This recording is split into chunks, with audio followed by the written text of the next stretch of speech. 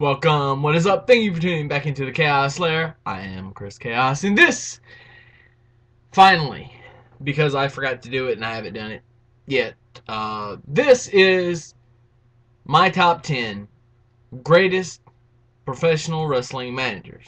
Now, big up to Florida, by the way. Now that I got that out of the way, I can move on.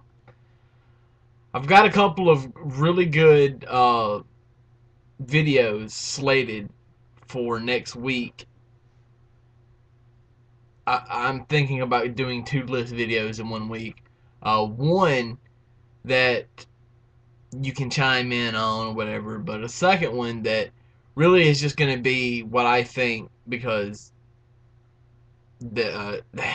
I'm afraid that a lot of people that watch, except for maybe one, is not going to really understand or appreciate, if you will, what I'm gonna say. So we'll get to that later. Right now I got the list up here on my computer. Real quick, I just want to run through a couple of names of my honorary mentions, if you will. First, of course, Vickie Guerrero. Right now, I mean, I have to give her an honorable mention because she's doing a phenomenal job and has done a phenomenal job, and she could almost even be in this top 10. I would probably put her 11 because of the people that she's managed. You know, the world champions with Edge anyway, his world titles, and you know he's with Dolph Ziggler now, and then also with Jack Swagger. So you can make an argument. Slick, the Reverend Slick, the Doctor of Style, Teddy Long, old school WCW where he managed. He also managed in WWE a little bit. He actually managed Mark Henry, if you want to believe that. Woman, Nancy Benoit. She went by the name Woman. Of course, the gorgeous and lovely Miss Elizabeth, the First Lady of Wrestling. Let's see, what else? James Mitchell, the Sinister Minister, if you will. Love that guy. Sonny. I know you want me. Yes, I do. And I'd still eat it up. Anyway, Harvey Whippleman, big up. And the manager of champions, the man who calls it right down the middle,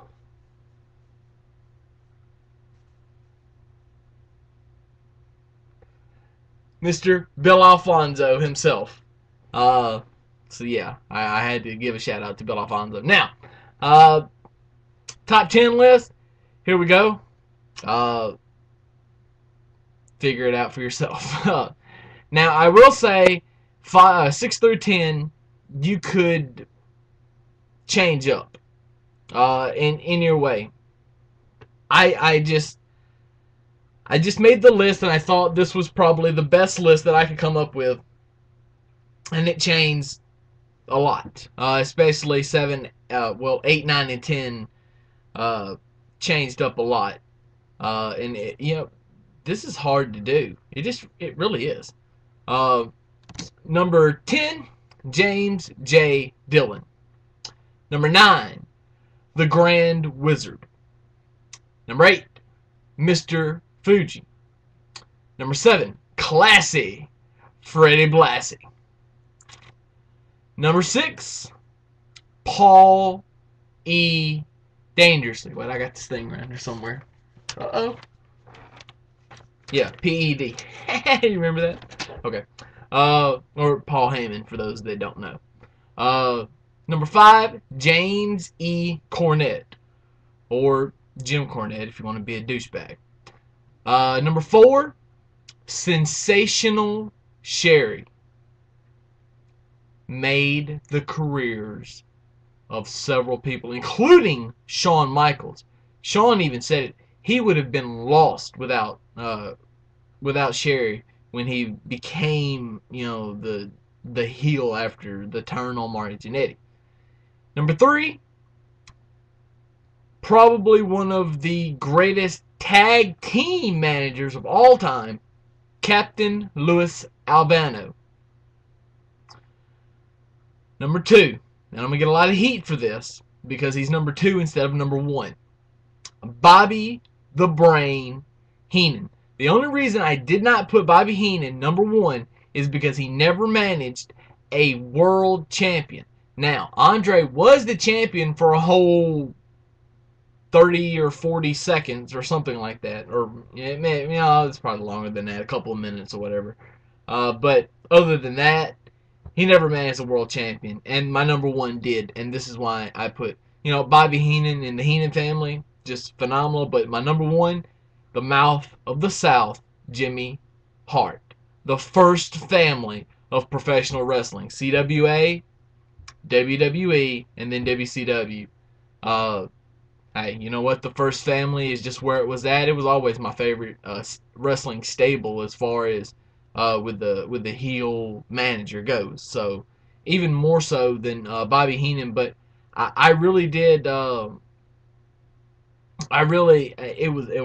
It's close. It's really close for me. It's really close. It's so close. I mean, you have no idea. So this, instead of looking at it as 1 and 2, look at it as 1A and 1B, because that's really how close it is, or 1 and 1A, however you want to look at it. Anyway, so that's my list. What do you think? Should one of my honorable mentions have been in the top 10? Should Bobby the Brain Heenan been number 1? A lot of people will probably say he should have, but you know what? That is just what it is, and that's the way I've done it. So we can all argue and debate. That's what we do here. Now that that's done, all I got left to say is chaos out.